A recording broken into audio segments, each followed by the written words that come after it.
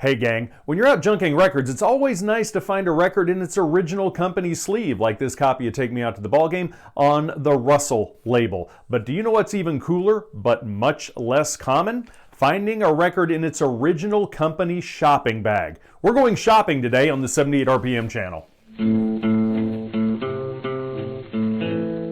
Hello, and welcome to the 78 RPM channel. Whether you're new to 78s or an advanced collector, this is your source for information, research, and music about 78 RPM records, cylinders, and radio transcriptions.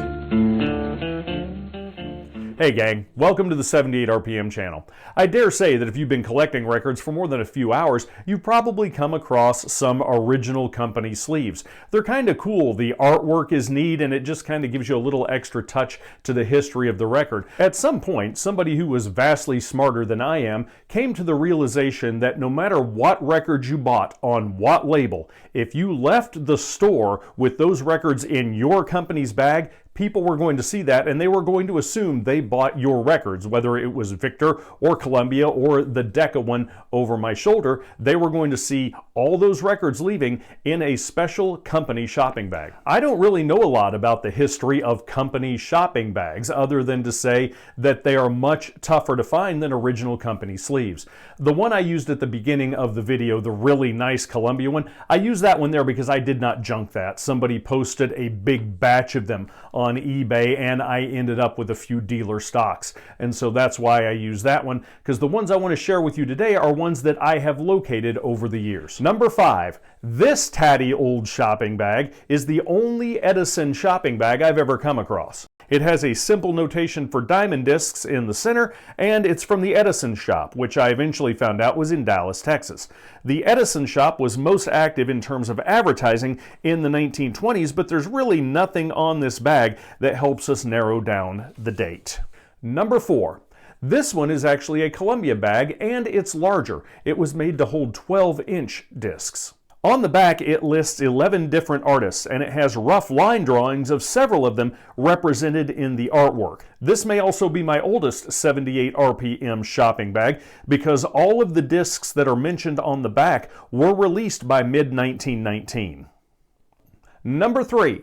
This stylish bag advertising the Brunswick light ray system. Now, the Brunswick light ray system was not a complete failure, but it was pretty close. Brunswick very quickly realized they were not getting good results out of the light ray system, and they ended up scrapping the entire process and replacing it with the Western electric system that was being used by Victor and others. In spite of that fact, they kind of cheated, and they continued to advertise the Brunswick light ray system for a couple of years after they stopped using it.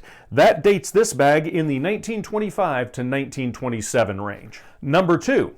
Vocalion Red Records. Now this bag advertises Vocalion Red Records, which, as you're probably aware, were more of a burnt orange brown color than they were red, but Vocalion still advertised Vocalion Red Records. One thing it does do is when you are junking records, it helps Vocalion records stand out. You can spot Vocalion discs from across the room in a stack of phonograph discs.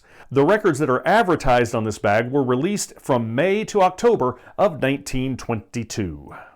And my number 1 78 RPM shopping bag is this one. It's ripped, it's torn, it's in terrible shape, but it's my favorite.